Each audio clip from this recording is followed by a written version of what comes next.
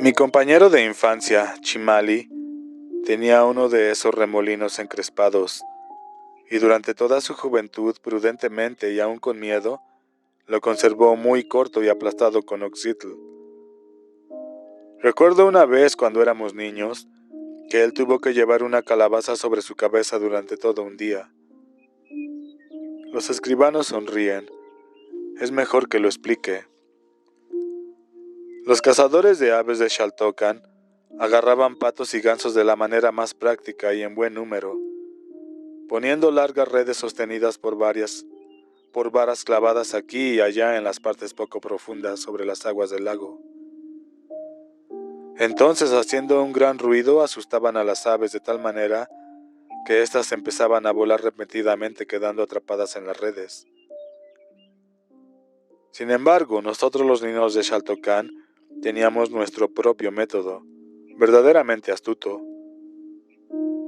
Cortábamos la parte de arriba de una calabaza y la dejábamos hueca, haciéndole un hoyo por el cual podíamos ver y respirar.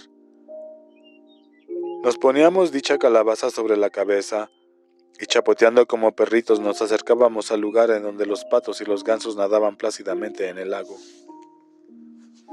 Como nuestros cuerpos eran invisibles dentro del agua, las aves no parecían encontrar nada alarmante en una o dos calabazas que se aproximaban flotando lentamente.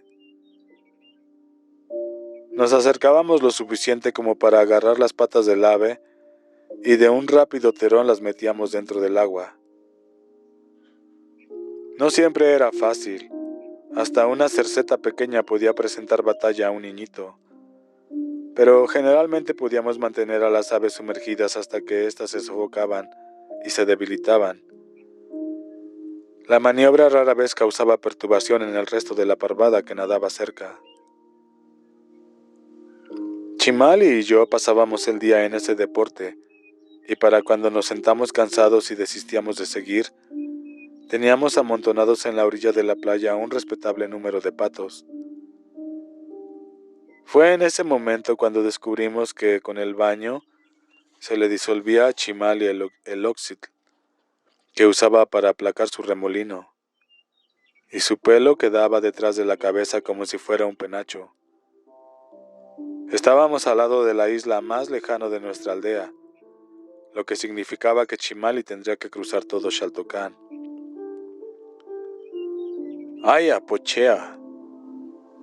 Pocheoa, se quejó. Esta expresión solamente se refiere a una ventosidad maloliente y apestosa, pero de haber sido escuchada por un adulto, le hubiera valido una buena tunda de azotes con una vara espinosa, pues era una expresión demasiado vehemente para un niño de 8 o 9 años. Podemos volver por el agua, le sugerí, y nadar alrededor de la isla, si nos quedamos lo suficientemente alejados de la orilla.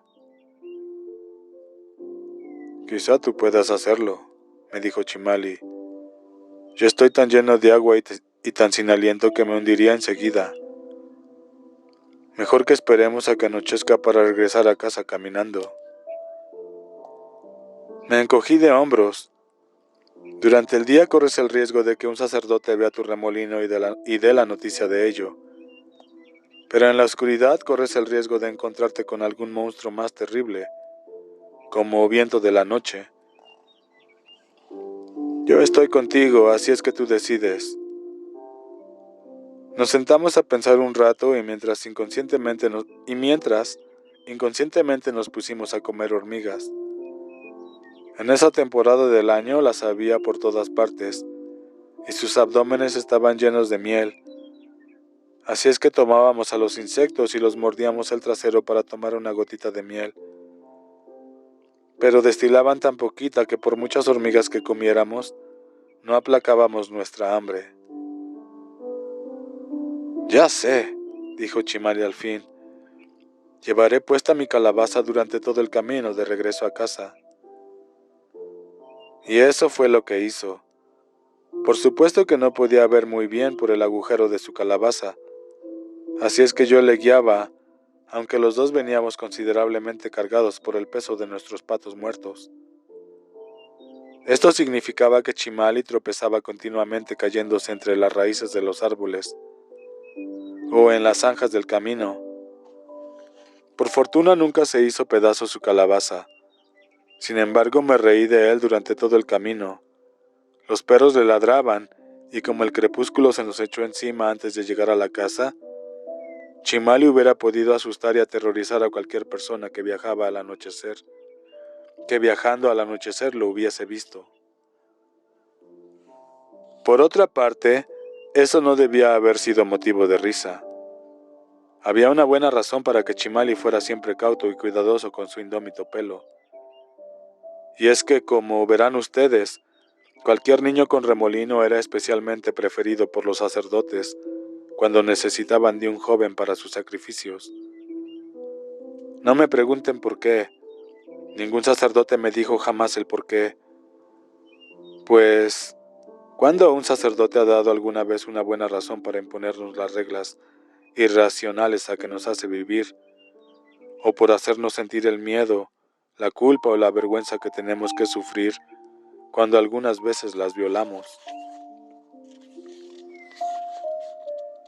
Eso no significa que quiera dar la impresión de que cualquiera de nosotros, jóvenes o viejos, viviéramos en constante aprehensión, excepto por unos cuantos caprichos arbitrarios como esa predilección de los sacerdotes por los muchachos con remolino en su pelo.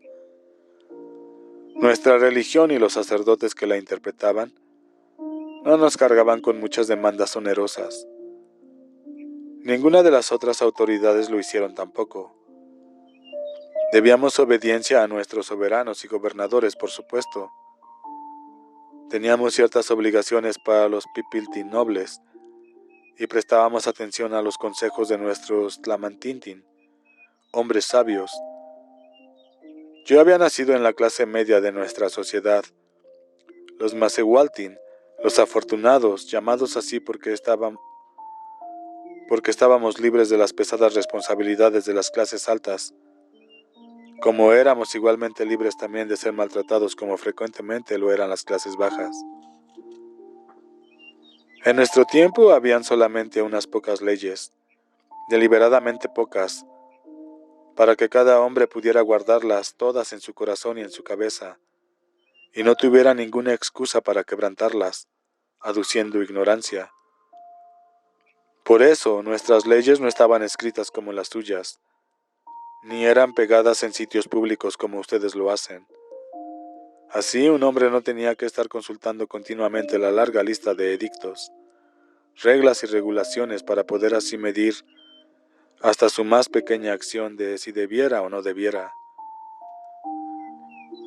Conforme a sus normas, nuestras pocas leyes les pueden parecer ridículas y vagas, y los castigos por sus infracciones les parecerán indebidamente rigurosos.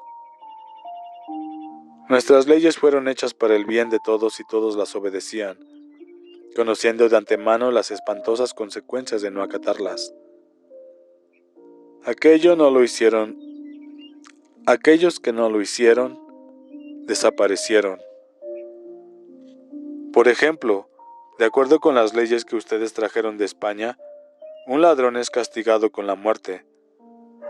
También para nosotros era así. Sin embargo, por sus leyes, un hombre hambriento que roba algo de comer es un ladrón. Esto no era así en nuestro tiempo. Una de nuestras leyes decía que cualquier campo sembrado de maíz a la vera de los caminos públicos, las 4 primeras hileras de vara eran accesibles a los caminantes. Así, cualquier viajero podía tomar de un tirón cuantas mazorcas de maíz necesitara para su panza vacía. Pero el hombre que por avaricia, buscando enriquecerse, saqueara aquel campo de maíz para colectar un saco, ya sea para atesorarlo o para comerciar con él, si era atrapado moría. De este modo, esa ley encerraba 2 cosas buenas: que el ladrón sería curado para siempre de robar, y que el hombre hambriento no muriera de hambre.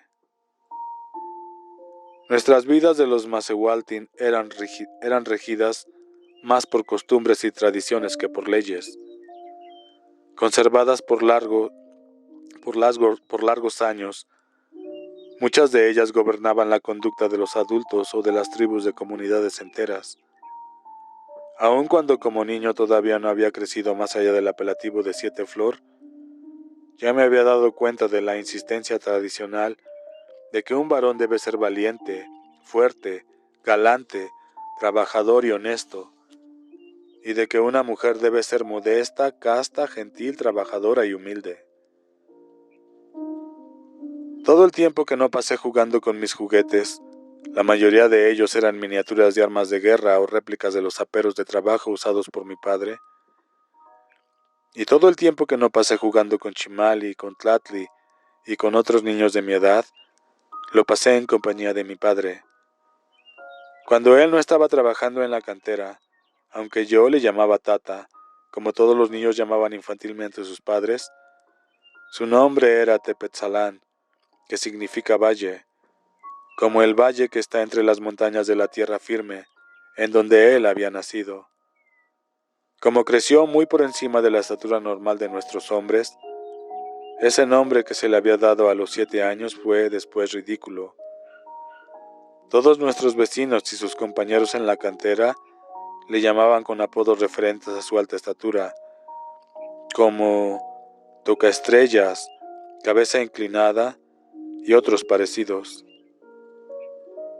Por cierto que él tenía que agachar mucho la cabeza cuando me dirigía las pláticas tradicionales de padre a hijo. Si por casualidad me veía imitando descaradamente el caminar arrastrado del viejo jorobado Tzapatic, el hombre que recolectaba la basura de nuestra aldea, mi padre me decía severamente: «Ten cuidado, Chapulín».